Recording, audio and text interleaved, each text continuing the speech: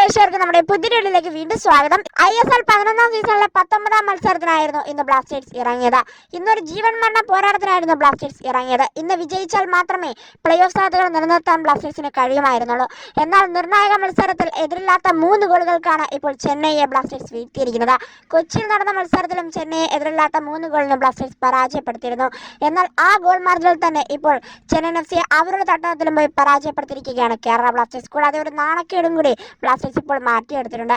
കാരണം ചെന്നൈയുടെ ഹോം ഗ്രൗണ്ടായ ചെന്നൈ ജവഹർലാൽ നെഹ്റു സ്റ്റേഡിയത്തിൽ ഇതുവരെയായിട്ടും ജയിക്കാൻ സാധിച്ചിട്ടില്ല എന്നുള്ളൊരു നാണക്കേട് ബ്ലാസ്റ്റേഴ്സിന് മത്സരം തുടങ്ങുന്നതിന് മുമ്പ് വരെ ഉണ്ടായിരുന്നു. എന്നാൽ ബ്ലാസ്റ്റേഴ്സിന്റെ മലയാളി പരിശീലകനായ TG പുരുഷോത്തമൻ അത് മാറ്റിമറിച്ചിരിക്കുകയാണ്. ഇന്ന് അദ്ദേഹം പറഞ്ഞിരുന്നു ബ്ലാസ്റ്റേഴ്സ് ഇന്ന് വിജയിക്കും എന്നുള്ളൊരു കാര്യം. അദ്ദേഹം അതുപോലെ തന്നെ ചെയ്തിരിക്കുന്നവരില്ലാത്ത 3 ഗോളുകൾക്കാണ് ബ്ലാസ്റ്റേഴ്സ് ഇന്ന് വിജയിച്ചു കയറിയത്. ക്വാമെ പെപ്രെ, അതുപോലെ തന്നെ ജീസസ് ജിംനാസ്, ബ്ലാസ്റ്റേഴ്സിന്റെ യുവതാരമായ കോറു സിംഗ് എന്നീ താരങ്ങളാണ് ബ്ലാസ്റ്റേഴ്സിന് വേണ്ടി ഇന്ന് ഗോൾ സ്കോർ ചെയ്തത്.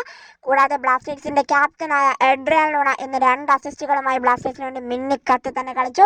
എന്നാലും എല്ലാ താരങ്ങളും മികച്ച പ്രകടനം തന്നെ ഇന്നത്തെ മത്സരത്തിൽ നടത്തിയെന്ന് വേണം പറയാനായിട്ട്. എന്നാലും എതിരില്ലാത്ത 3 ഗോളുകൾക്കാണ് ഈ മത്സരത്തിൽ ബ്ലാസ്റ്റേഴ്സ് വിജയം സ്വന്തമാക്കിയെടുത്തിരിക്കുന്നത്.